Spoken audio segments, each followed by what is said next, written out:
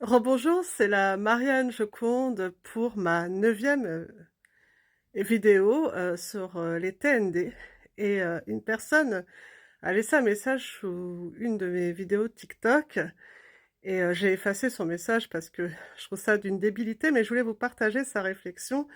Il me dit j'espère que les actes dans lesquels tu travailles, c'est que tu passes du temps sur TikTok. Déjà, je me suis dit, bah, en fait, il a pas écouté mes vidéos, donc il se permet déjà de me dire ça et même si j'étais dans un ESAT, il y a pas de honte déjà premièrement, mais c'est pas du tout mon niveau en fait, je suis pas en déficience intellectuelle, ni dans un, comment dire?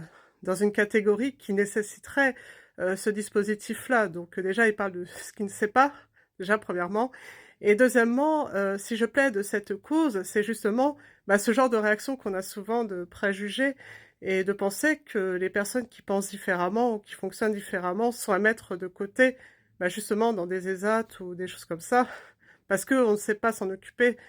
Après, c'est vrai que selon les personnes, il n'y a pas le même degré d'autonomie ou quoi que ce soit, et c'est pas un jugement ou quoi que ce soit, mais pour vous montrer qu'il y a quand même ce côté bête de foire, c'est-à-dire bon bah on vous met là, de toute façon c'est pas vous caser, vous êtes des bons à rien quoi. En gros c'est ça.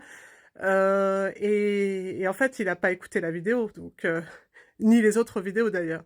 Et pour quelqu'un qui pense que je passe mon temps sur TikTok, bah s'il m'a vu, c'est que lui-même passe du temps sur TikTok. Et j'ai envie de te dire, je fais ce que je veux. Et bah tu me motives encore plus à faire des vidéos sur le handicap. C'est le genre de personne d'ailleurs qui fait partie souvent des harceleurs au milieu scolaire, qui va dire tais-toi parce que tu déranges. Sinon, je vais te tabasser en fait. Je suis sûre que ça doit être ce profil-là.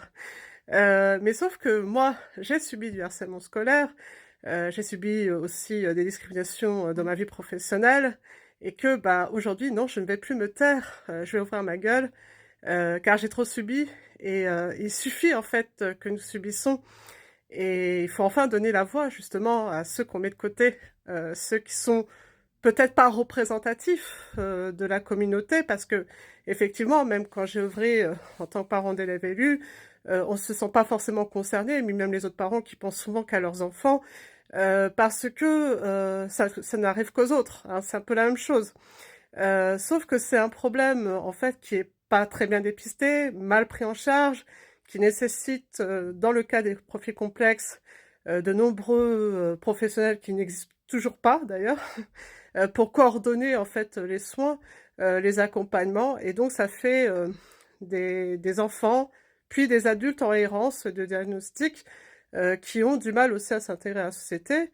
Alors ça ne veut pas dire du mal dans le sens que c'est le problème, c'est du mal dans le sens qu'on les comprend pas et que quand ils demandent des choses, en fait, on les regarde de haut et on les laisse souffrir.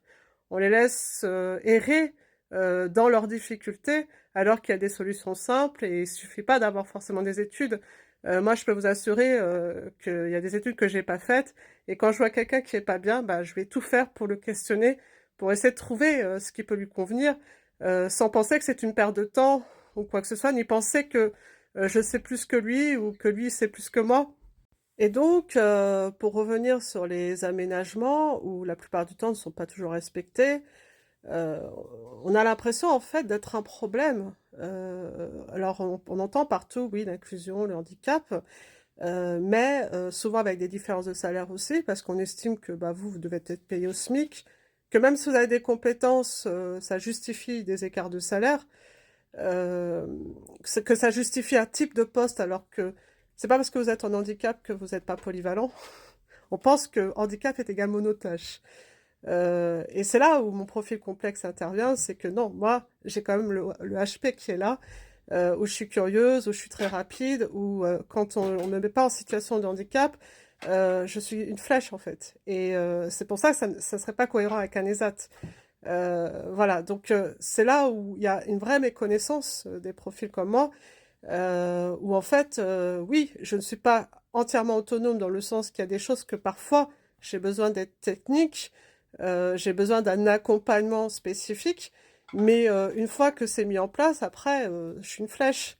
Et c'est pas plus dérangeant qu'une autre forme de pensée, ou même parfois, chez normopensants, on les voit errer dans leurs difficultés, c'est peut-être pas du handicap, mais parce que justement la formation n'est pas adaptée ou quoi que ce soit et que bah on laisse la personne galérer. Si on voit comment fonctionnent les administrations, même moi qui suis en handicap, je fais mieux que ces personnes-là.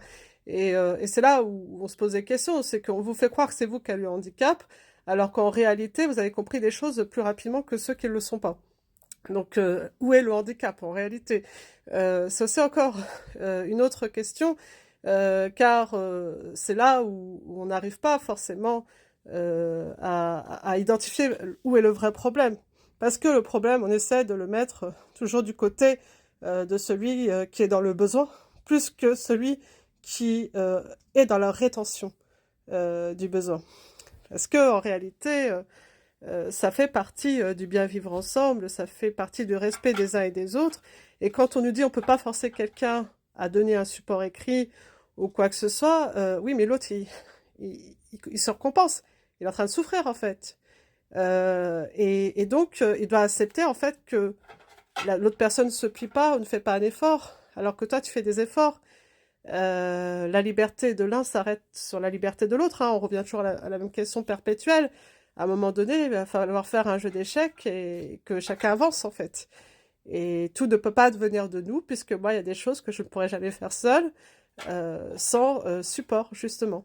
Donc, les vidéos sont là pour faire prendre conscience de cela, parce que c'est une errance qui existe aussi bien pour des enfants que pour des adultes, et qu'il est temps, enfin, de résorber pour qu'en fait, on soit plus des profils mis de côté, alors qu'on a plein de choses à apporter, justement. C'était la Marianne Joconde.